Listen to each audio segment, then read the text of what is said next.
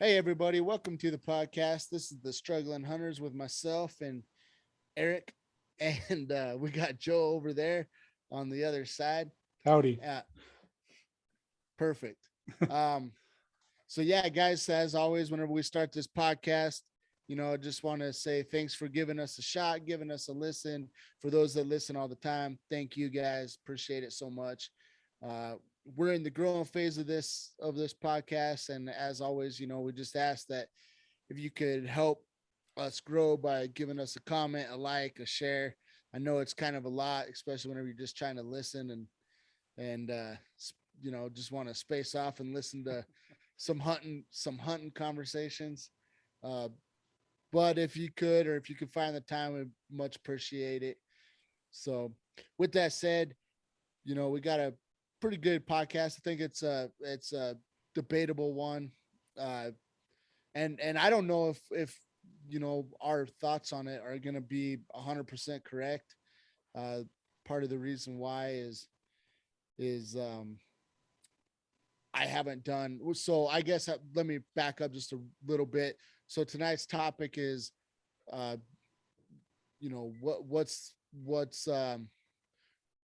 what's more favorable, like private land or public land, or which one has their benefits. And I'm gonna definitely give my thoughts on that, and I'm sure Joe will too. But Yeah.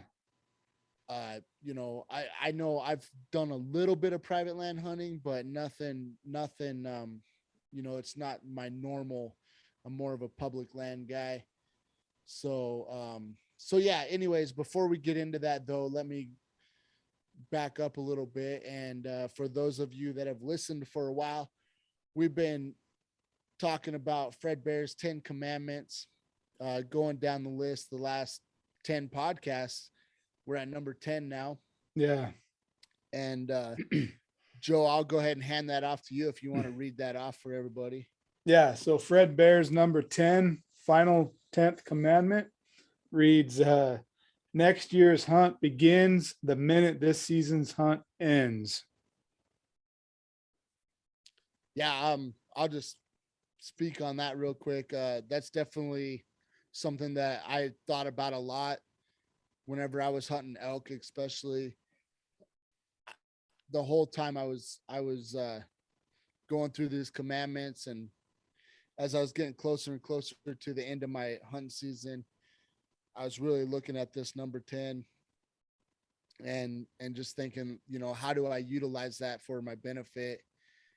And I feel like I've been doing that a little bit, just really replaying what happened this last year and kind of setting up a plan of where I want to go next year and how I want to approach things. I've been somewhat prepping for next year's hunt in that matter. So I really like that one. Most of these commandments, we've said them before, but they're pretty simple, but they're nice little reminders just to kind Right. of keep your head in the game.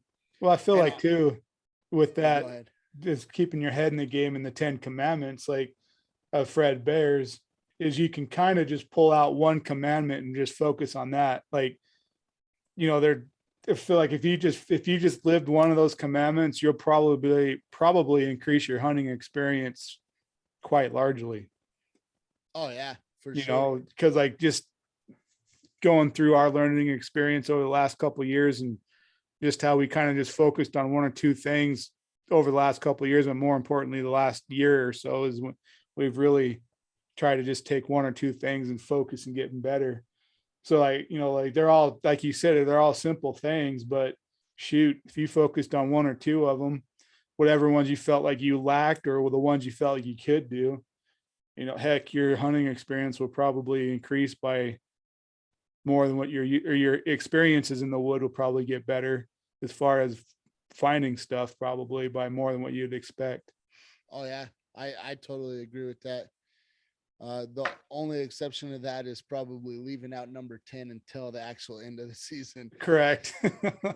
Till the end of your season, whether it's a 2-day hunt or a 1-day hunt, Yeah. that's all Just you get to hunt that year. Then wait until the end of until the actual end of the hunt. Don't be beginning of the hunt and you're like, well, I need to plan next year's hunt already. Right.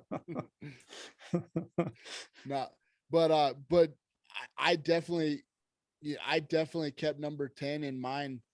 Uh, as soon as I was done with my elk hunt, especially my elk hunt, but and sort of my deer hunt too. I'm already kind of thinking about what I want to do next year and how I want to approach things, and Well, do I want to go to the same area or do I want to go right. somewhere else? And so, I'm definitely working on that right now too, on the deer side. But definitely, I started thinking about that the second it was over with elk, and I'm like, well, I think one of my plans is I'm gonna start pretty much where I ended and go from there and see what happens. Yeah. Well, like if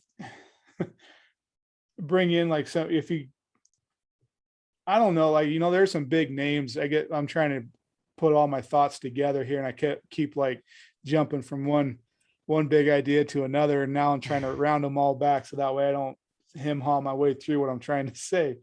But, there's all sorts of big hunting names in the industry of hunting, in the world of hunting over the years. And, you know, and I get, like none of them are probably like a glorified as much as a sports as, like uh, uh, professional sports as basketball, football, baseball, and all that. But, so like you kind of throw in, like Michael Jordan and whatnot into that realm of like trying to follow someone's example to better yourself. And, like one of the reasons why he was so good is because when the end of the season was ended, he was already in the gym prepping for next year. The Right. next day the season was over, so, and he's, not to go too far down the sports hole right now at that, but he was, one of the greats, and he didn't start out as a great. He had to work to become the great. And that's one of the things he did to become better. So, you take that over, and I should have looked to see when Fred Bear wrote these commandments, because I'm sure they were written. Um, You think him and Jordan sat down together and but came up that's what I with was curious about, like it? Yeah. Fred Bear's like, hey, look, you can better your game if, the day your season's over, you start practicing for next year. Yeah. And then, Yeah. and Michael MJ's over there. Oh, you got that? Yeah, yeah, yeah. That makes sense. Makes sense. Uh, Bear dog, Bear dog, yeah. Hey Jordan, next year try to stay downwind from all the players. right? I got these commandments. If you just live by them, it'll up your game. Yeah, there you go. But just how important that, back on track, how important that is to keep all that in the front of your brain to get ready for next year. Because I think that's one of the, we've said in previous podcasts is, and why we're doing the podcast and Struggling Hunters, is to remember our mistakes from last year, more or less talk about them all year, so that way when the season starts next year we can be like, oh, remember when that happened, and now what are we going to do to keep that from happening? We've had all year discussing it. Now what was that plan to keep that from happening? Yeah, just trying to improve that little bit. Right. That's another thing with the sports analogy, is the Jordans, the Tom Brady's, the Kobe Bryant's. Uh, they work tirelessly just to improve that 1%. Right. And but that 1% meant so much to their game, and Yeah. or still does for Tom Brady at least. Still playing. I mean, he's still playing and going at it. But anyway, you know, it, to kind of, I mean, I feel like right now where me and you are, everything that we do is for the to level up in the game of hunting. I mean, we're doing more than just the 1%, but even whenever we get there, like, I mean, now we're like, oh yeah, we leveled up 10% or 20%. I mean, it's kind Right. of metaphorical. I mean, it's not something that we think about, or well, we probably think about it, but it's not something that we literally take to heart, but it is kind of, it's more of a metaphor than anything. But what I'm getting at is eventually we will still be working hard, improving that 1% every Right. year. Well, it's kind of interesting because I was watching, the born and raised guys doing their hunts, and we sat here, I guess, we critique what we do every day when we go out in the woods and armchair quarterback when we're back at camp. Oh man, we screwed up by doing this. Oh man, this and that and yada yada yada. And but then I was watching Born and Raised, and they got into like a herd of elk, and they were within like 100 yards, and they were watching them bedding and stuff, and they're like, we don't know what to do. Like we've been hunting elk for 20 years, and we had the situation, and they're like, well, do we do a stalk on these elk? Do we throw out a bugle?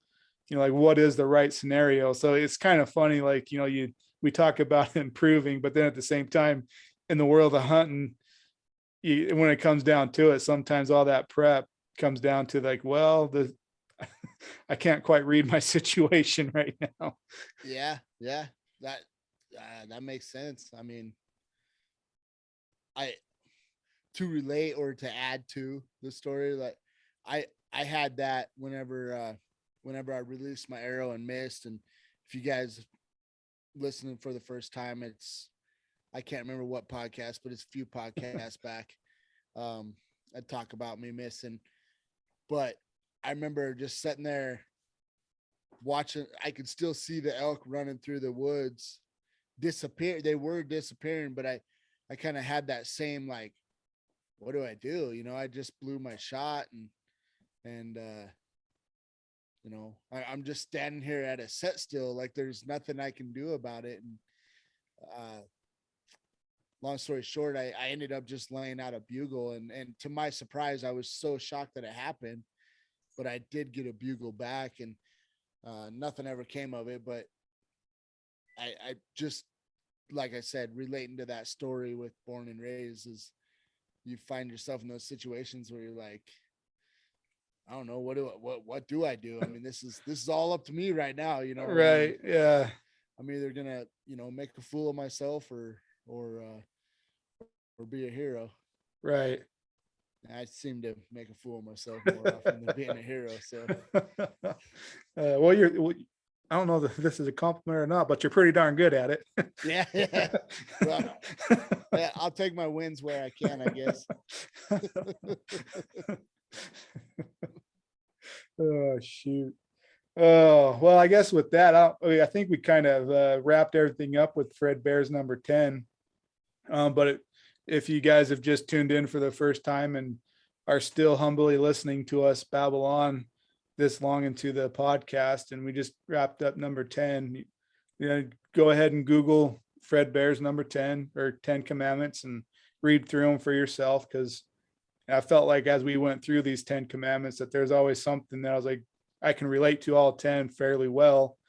And, there's a couple of them that maybe we'll do another podcast on what the ones that we enjoyed reading about, and the ones that we want to focus on for the next year. Yeah, I know it's been something. I mean, the last 10 podcasts, 10 or so, maybe 11. I can't remember how we started. I think last 10. The one thing about having them though is it kind of gave us something to always start out our podcast with. So now it's over. So it's like, well, what do we do now? But yeah, with that, that was the 10 Commandments. So I guess moving on, Joe, I'll ask you and kind of open up the dialogue. I guess part of the reason that we got this topic was from the comment. Thanks, Mr. Frank. Thanks for asking for the topic, but I'll just hand it off to you, Joe, and ask you what are some of the benefits in your opinion, between hunting private land and public land? Uh, it's that, like you said earlier, it's going to be a debatable question depending on who you talk to. But one of the things I will say, so I already hear the arguments in my head, but the nice thing about public or private land is who's on it. You're not going to have 100 hunters out there pushing the deer. So in a way, you go, okay, but man, I'm jumping ahead of I'm answering all my stories or questions before I get them out, and I just start jumping jumping down the gun to the next thing. But you're gonna know who's in the woods. The deer aren't going to be pressured, or the animal aren't going to be pressured the same. And so I was going to say, being that they're not pressured the same, they're not going to be as wary, but they're still going to have their instincts. So yeah, you're going to be able to get pretty close to that buck that hangs around the barnyard or the farm. Like that's a given. They're used to people walking around. But out in the woods, get a little deeper. They're still aware of their surroundings. So it's not like you're totally going to walk in on an elk or a deer and just take it because it's standing there in front of you. So that's, on the private side, that's kind of a plus though, because then you're going to have probably more animals around that ain't going to be, scared leaving as much as if it's a big chunk of property that you can kind of go to different areas. Public side, everybody knows you're going to be dealing with a ton of hunters depending on the area. So that is going to make you have to become a better hunter. And what does it mean to be a better hunter? Understanding the woods, I guess, a little bit better. Food, water, what season the deer or the elk are in, the quarry that you're going after. Meaning, if it's elk, post rut or rut, pre-rut, wintertime, springtime, all that's going to affect where the elk are going to want to be, and the deer. I feel like deer, you pretty much just have rut or not. I guess mule deer, you're going to have migration too. So, like you got to take all that into account. I guess that goes both ways, private and public, but on the public side, you got to kind of know exactly what you're doing a little bit more. So that way you're not wasting time. God, you talk like you go all deep and wanting to sound like you know what you're talking about, and like you got to get out there, you got to work hard. But then, like at least during the rut, as we talked about in your hunt last week, there's guys that shot at a buck right off the road, and it was like almost a buck of a lifetime. Yeah, yeah. So I mean, well, and I mean that's just the variables to hunting. I think exactly. I mean, put all the work in. You do a 10-mile hike and don't see anything, or some old boy is sitting at camp while everybody else is out hunting, and bull or a buck of a lifetime walks right through camp. Yeah. I mean, it's just, what do you do? It's, I mean, I think there's a lot of things that you can do to put yourself in a really good position to find the success and get more successful. And I think me and you've been working on that, and it's been benefiting us too. But every once in a while, it's just, I mean, it just comes down to pure luck, Right. and Right. And I guess like, like what, as far as what's better or not better, I don't know. Like if I have the opportunity, I'm going to hunt private. If I have the opportunity, I'm going to hunt public. Like, like that's the way it is for me. And I go where I'm able to get a tag. yeah. And I enjoy both. Yeah, I mean, to kind of caveat with what you said about that, about like private land. I haven't had an opportunity to do a lot of private land stuff, but so my thoughts on it is kind of, if you're on a big private property where there's a lot of land, I mean, if there's elk that hang out on top of a ridge or whatever every night on private, I mean, more than likely they're probably going to go right back there every night. But Right. it kind of happened to us a little bit. You had that private, for an example, you had that private land that you could hunt. Right. Well, for like a month or whatever, I might be exaggerating by a week or two, but you were scouting these Yeah. bucks that were coming down and Correct. hanging out, and Correct. opener they were just gone. I Yeah. mean, for no rhyme or reason, they just weren't there, and so that private property wasn't the biggest, so you're just kind of stuck there, and you're like, no, really, they've been coming down here every, I got pictures to prove it. yeah, exactly. And you were just kind of stuck. So that I would say that's kind of a downfall of the private, like, especially if you have a smaller private where, Right. maybe 10 acres or 20 acres, 30 acres or whatever. But, those deer might be hanging out on that piece of private, but that opener that they just might not show up. And that's Right. just the name of the game. So you're stuck on this one piece of private with no deer on it. I mean, it could kind of backfire. We're public, like you said earlier. I mean, you have a lot more, depending on where you are too. I mean, that's something to True. consider. We haven't had to deal with it, and me and you personally haven't dealt with it because we've been always fortunate enough to live in places where there's tons of public Right. land. But so if you live in a state where there's tons of public land, I mean, yeah, we can roam anywhere, and it's really nice. But it can get hectic though, when everybody has the same idea as you and end up on the same trailhead as you, and Yeah. opening morning, you're Well, like, so I got a little example as far as that goes. So number of years ago, the last time I had a rifle tag, I guess it's been 4 years now. Did my due diligence, scouting property or scouting land, found a buck that was like an awesome buck for the area that I was hunting. It was bigger than anything I've shot. Pretty stoked, and and I was like, well, I'll know where I'm going to be opening morning. And I got up there like hours before the sun came up and like got into my spot because I was like, if this buck's really in here, I do not want to bugger him out of the area. uh, So I picked out a spot in the hill where I could see where he was living, perched up, had my hand warmers. Like I was up there, but I was like the first one up on the hill.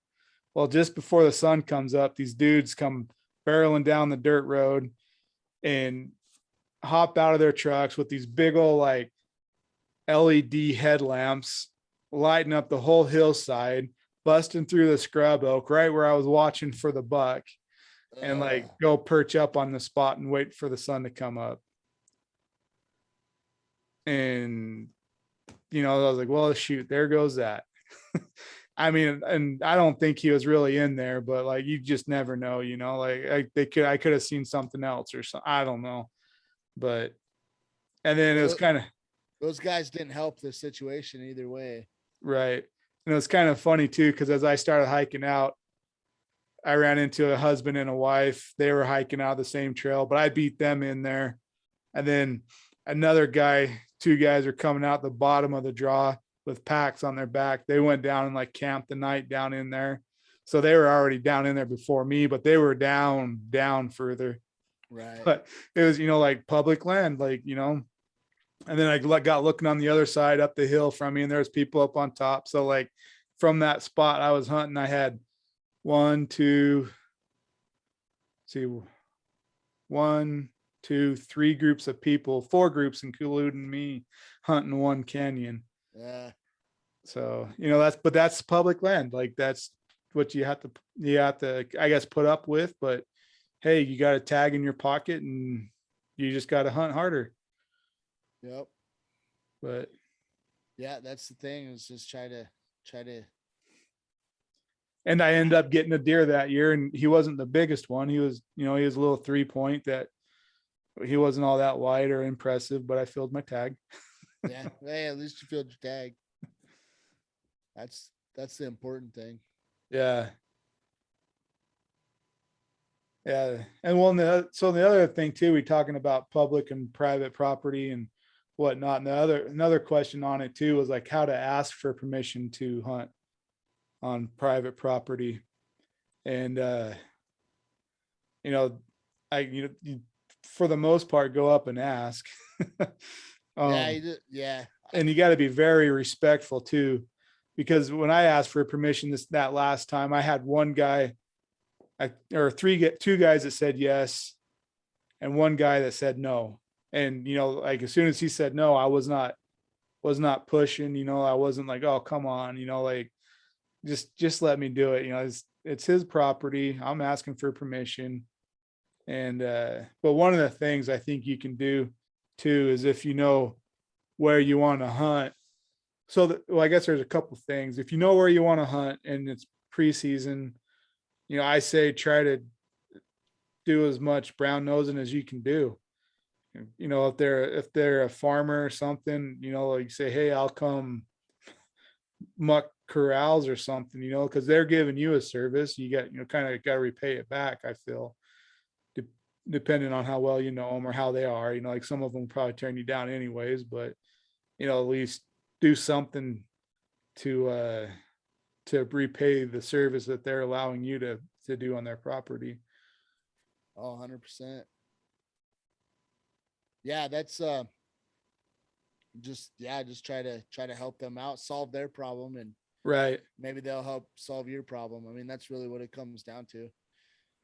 I've Yeah. never, whenever it comes to hunting private and stuff, I've never really done too much of that, just a little bit, here and there. But um, Right. over, Well, over the years, I've done a little bit of it. But yeah, I don't know, man. We're kind of fortunate that way where we don't really have to though, because we have the right. publics, and then you know, um, you and I haven't really gotten one of the nice, trophy units or whatever as far Right. as, but um, both of our states kind of have that program too, where we can get some nice, we can Right. go, Yeah. Have the you put in the opportunity. point. Yeah, you have the opportunity for the, build up some points and blah blah blah, and then those trophy units though. I mean, one of the things with them is it's a limited area, so there's not as much pressure, and it's almost like private land in a way. You might not know exactly how many people are in there, but you know that it's not as many as Right. the other over the counter draws Right.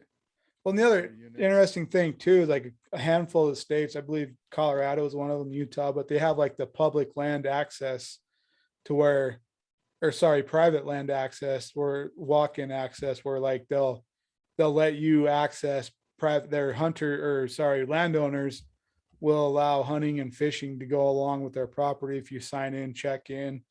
And like there's some of them that will open it up for certain seasons and to X amount of people, like where you just kind of got to send in an email, say, hey, I want to hunt. And they'll say, okay, like, or no, it's, we only allow the rifle season for the late or early season or whatever.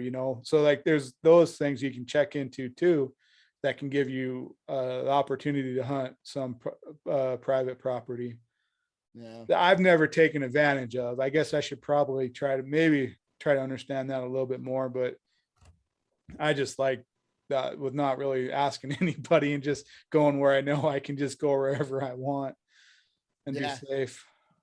yeah. That's kind of how I am too. I mean, I don't know. Maybe down the road I'll change my tune on that. It just like you said, it's just I like to just go out and um just kind of do my own thing and have my own permission, I guess. Right. Yeah. I ain't To got to the talk to nobody. Nobody tells this dude what to do. Yeah, exactly. Kind of. I mean, it's so yeah. I don't know. I like I like hunting public land because I don't know. To me, I mean, well, it's our land. I mean, Right.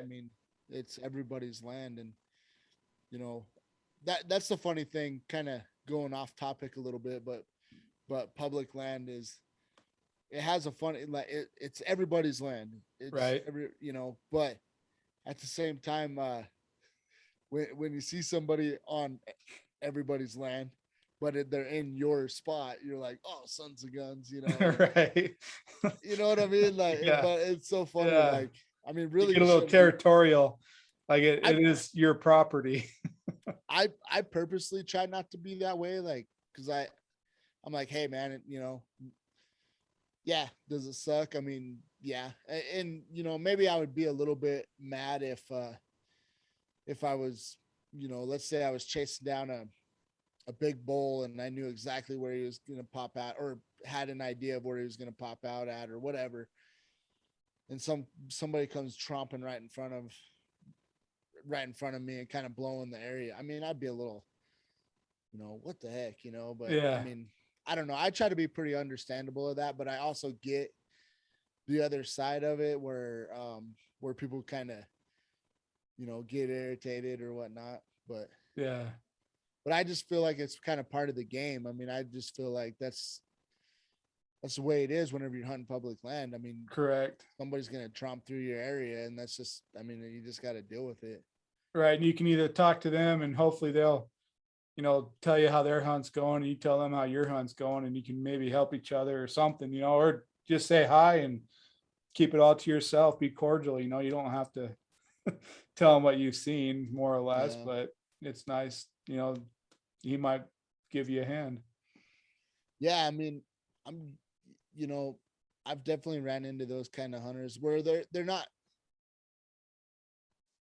I don't know, where they're real short with you, like they're you know, it's like, come on, man, what are you doing? You know, you look like an idiot, but um, I don't know. Yeah, I like hunters that are more cordial. I mean, it's funny, you know, I come across hunters and it's amazing how much information they give up, and I'm like, I don't know why you're telling me this.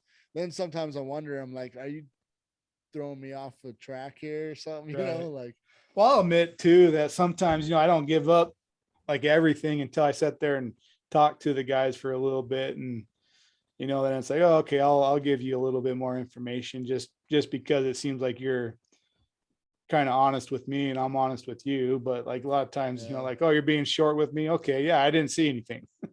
yeah, Or, yeah, no, what, you just get that you're giving off a bad vibe. Oh, have a good day. yeah, yeah, no, there's definitely a little bit of that. I mean, I don't know, like whenever we went deer hunting, the one guy that was hunting for elk, I mean, yeah, I figured I'd try to help him out. Kind of knew where they like to be. I wasn't 100% sure where they were because I haven't seen them for a while, but I know where they like to go down and feed in the early in the mornings and head back up the mountain. So I was like, hey, go check out this area, and Yeah. but he was elk hunting, I was deer hunting, so Right. I mean, I was like, hey, I'll help you out, man. Hopefully you get successful. That's really what it's about, man. You just want to help people. I mean, they're all out there.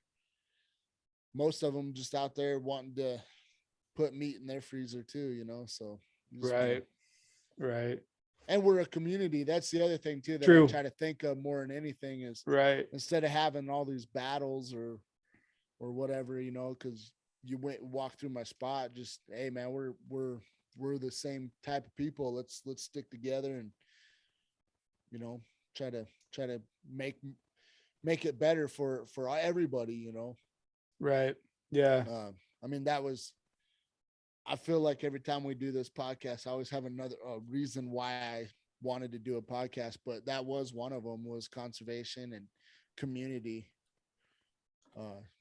Means a lot to me also. So True. Well, so I guess we'll just move on. There's it's kind of a couple part question, but the last question on his comment was, is it worth buying your own property? I mean, yeah. I think it's always worth buying your own property. I mean, there's a If couple you can things do like, it. yeah, like I'm, uh, yeah, if you could do it, I mean, um, There, and it kind of goes along too with chunks of property too. Like, if you're buying property and there's no animals in sight, then you probably don't want to buy it there. But, if you wanted to hunt on, for sure, do your research and find some that is going to have animals close to it and make your property an oasis to draw them onto it. Yeah, I mean, just yeah, being able to which one day I would like to buy some property and try to figure out a way to manage it to where it was attractive to deer, maybe even elk too, depending on where that property was. But man, that'd be awesome to make it attractive, and Yeah, almost guarantee that you're gonna get a nice buck or a right. nice bull come through every year. That'd be pretty sweet. So Yeah, yeah, well, I say it's worth buying your own property and or the better doing. thing is probably have your buddy buy the property so that way you can just mooch off of them. There you go. So you said you're buying, so thanks, Eric. Yeah, yeah. Well, gonna need some little bit of labor. I'm gonna need some free labor out of the deal. So Okay, dang it. I'm buying property. I can't afford to pay anybody. When Eric has a big mansion, you know who built it, or big cabin. Yeah, yeah, yeah. Big old 3-decker cabin, 3-story cabin. Yeah, you see Joe all crippled up, and Eric all being all healthy, and Yeah, kick back in my lazy boy. yep. Joe, the board's creaking over there. Yeah. Got it, Eric. Can I refresh your beverage? Yeah, yeah. It's getting a little low. That'd be nice. Can I massage your feet too?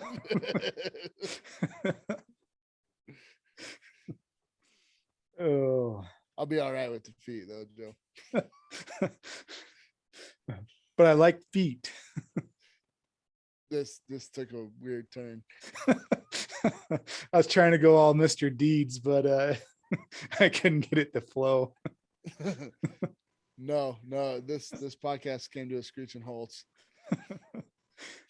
Oh, sorry. Well, anyways, so Yeah. so yeah, if you get, your own property, it's, if you have that ability, do your homework, maybe understand what type of year, like the deer, the elk would be, meaning, like mule deer, they're going to migrate. Elk are going to migrate. Whitetail deer, and I don't know what, like I think they live within a square mile their whole life. But, so if you buy some property, try to understand what time of year the animals will be there. You might not see it in the summertime, but they might be there in the wintertime, or you don't see them there in the summertime, but they might be there in the winter, or, like, you get what I'm trying to put out there. Yeah. No, it makes sense. I like it. Kind of got me thinking about my big cabin and property, but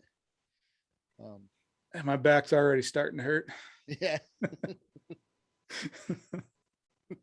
Yeah, I'll give you a call. I'll be like, hey, I need a little. Oh man, I'm busy. Well, I guess you don't really want to hunt property too much, huh? I'll be there this weekend. Sucker. No, that'd be nice though. It'd be nice. Hopefully one day. Yeah. But I do like what you did there. Yeah, just have a friend that likes to buy property. That's not a bad idea either. No, but it's like a double-edged sword there. You got to be respectful, no matter which way you do it, asking, or you have a friend or whatever, you want those relationships to be good. Yeah. Well, you get a lot out of it. I mean, right. I think trying to make genuine friendships, and I mean, whether they say, nah, don't want you to hunt the property or not, just still go help them out every once in a while. Maybe right. No, for sure. Some other access, or, yeah, let you do something, or maybe they don't let you do anything, but, maybe they're good people or whatever. I mean, yeah, that happens too. Some people are just protective. My grandpa-in-law, I don't hunt his property, but right. I like the guy. So, right. I mean, yeah. Yep. There's that respect. Yeah. So, I mean, mostly I probably could hunt his property if I wanted, but I just get afraid to ask him because I've seen him actually tell people no before, and I'm like, oh, I'm glad I'm not on that end of that conversation. Right. So Yeah, exactly.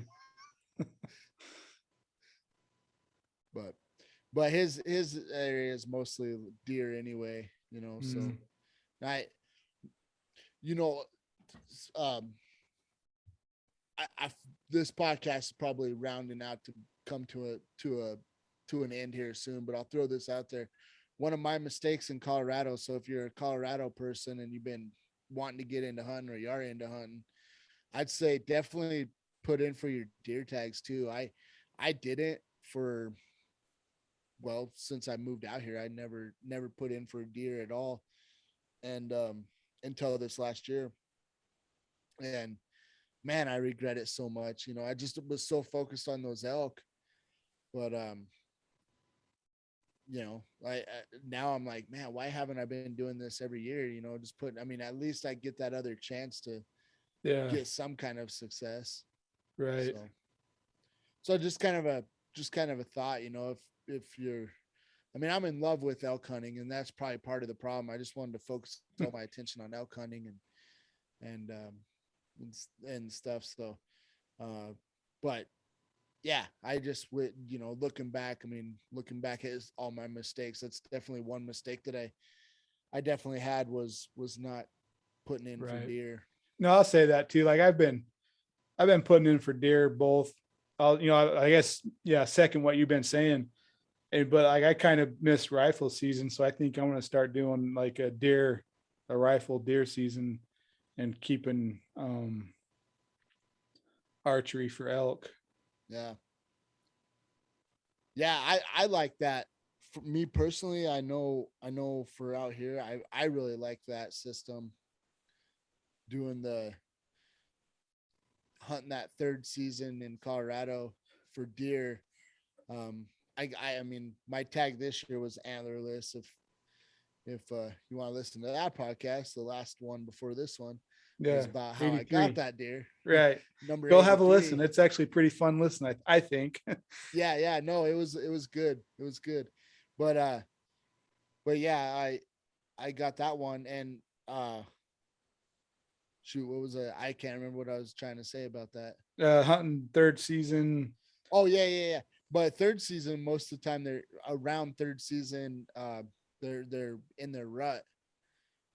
And so hunting third season in Colorado, you got them in their rut. They're following does right off the side of the road, kind of thing. Yeah. Shoot. Um, and then doing the archery hunt for elk. I mean, they're also in their rut, so it's you get a lot of activity, you know, from my limited experience of hunting deer and elk in their ruts.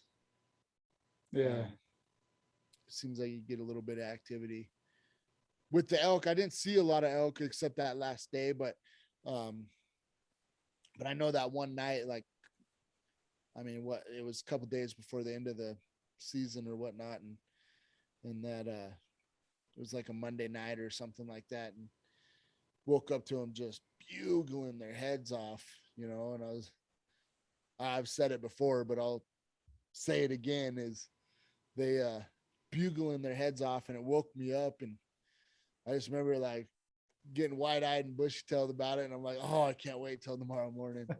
But then during the day they were quiet all day, but neither here or there. It was cool, you know, just being man, there's something about an elk bugle is just No, it's it's different. It's fun, it's majestic. especially when you're like, oh, that's an elk. Like, you know, Yeah. it's you don't get to hear it every day. Mm-hmm. Yeah, it's nice. It's just, yeah, it's just a cool experience. Cool experience. So Yeah. uh Well, I yeah, guess we'll just kind of just I'll wrap it up and, you know, kind of abrupt quit stop right there. But, um, you know, kind of just end it here or wrap it up here. You know, our questions were hunting private property versus public, and how do you ask? And owning or buying a piece of property for hunting, should you do it? I say, yeah. And if, try to understand what time of season the deer, what time in the season the animal is going to, what season in the animal season is going to be there anyways. But I guess before I get us out here completely, do you have anything else you want to add to, Eric? Not really add to, but that was fun answering those, that question, that online question. So again, if you're still listening, send us another question or a topic or something for us to answer and give our take on it. I thought tonight was kind of fun going back and forth on that one. So Yeah, that's all I got, man. all right. Well, with that being said, thanks again, everybody, for listening to the Struggling Hunters. Thank you for your time. We really appreciate it. And hopefully we've earned your like to subscribe and hit the like button. If you're listening to YouTube or wherever you are, we do appreciate it. And thank you for your time. And with that, we'll talk to you guys in a week. Take care. Later.